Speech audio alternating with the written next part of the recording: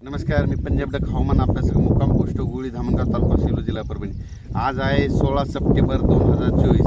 आजपासूनचा परत एक शेतकऱ्यासाठी अंदाज येत आहे आणि मी ज्या शेतात आहे ही आमचं जवळपास 6 एकर सोयाबीन वाहून गेलेलं आहे आणि ती सोयाबीन तिकडं काढणी चालू आहे। तर या ठिकाणाहून शेतकऱ्यासाठी अंदाज देत आहे।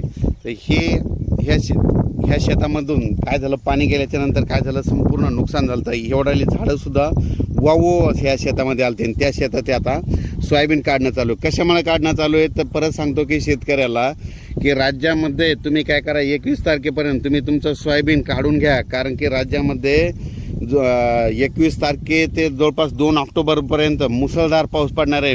मागं जसा पाऊस पडला तसंच पाऊस पडणार आहे। आणि तुम्हाला एक माहीत असं म्हणून सांगतो, ह्या शेतातली आता सोयाबीन कशामुळे काढत आहे, कारण की इथं 24-25 तारखेला इथून परत एकदा पाणी जाणार आहे आणि परत पाणी गेल्याच्या नंतर हे पीक राहणारच नाही। म्हणून हे सोयाबीन काढत असताना तुम्हाला मुद्दाम म्हणून हे व्हिडिओ करत आहे।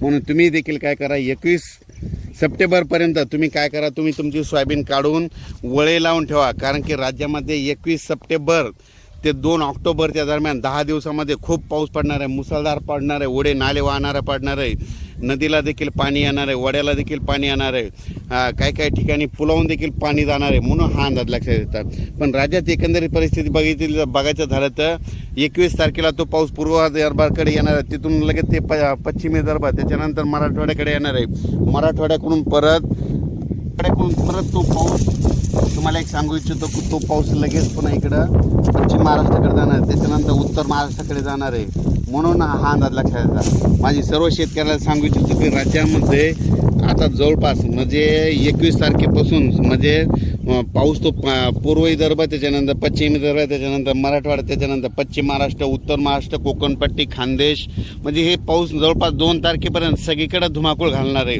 म्हणून हा अंदाज लक्षात घ्या। आणि तुम्हाला एक सांगू इच्छितो, आणखीन लातूरकडं म्हणजे मांजरा धरण आहे, तर त्या धरण देखील ह्या पावसामध्ये 30 तारखेपर्यंत भरून जाणार आहे। म्हणून त्यांच्यासाठी आनंदाची बातमी, माजलगावचं एक धरण भरायचं राहिलेलं आहे, ते देखील आता ह्या पावसामध्ये 30 तारखेपर्यंत भरून जाणार आहे। मग ही त्यांच्यासाठी आनंदाची बातमी। येलदरी धरण 78-79% झालेलं आहे, ते बी 20% ह्या पावसात भरून जाणार आहे, कारण की विदर्भात खूप पाऊस पडणार आहे। म्हणून हा अंदाज लक्षात घ्यायचा। पण सर्वांना माझी एक कळकळी चिंची, ज्यांचं उडीद किंवा सोयाबीन काढायचं असलं असं तर तुम्ही काय करा की काढून घ्या, कारण की राज्यामध्ये तुम्हाला एक सांगतो की मोठा पाऊस राहणार आहे। त्याच्यानंतर खरा जास्त पाऊस मात्र 23 पासून जास्त पाऊस पडणार आहे। 21-22ला सुरुवात करणार आहे, पण 23, 24, 25, 26, 27चा पाऊस मात्र मुसळधार पडणार आहे। म्हणून हा अंदाज लक्षात घ्या।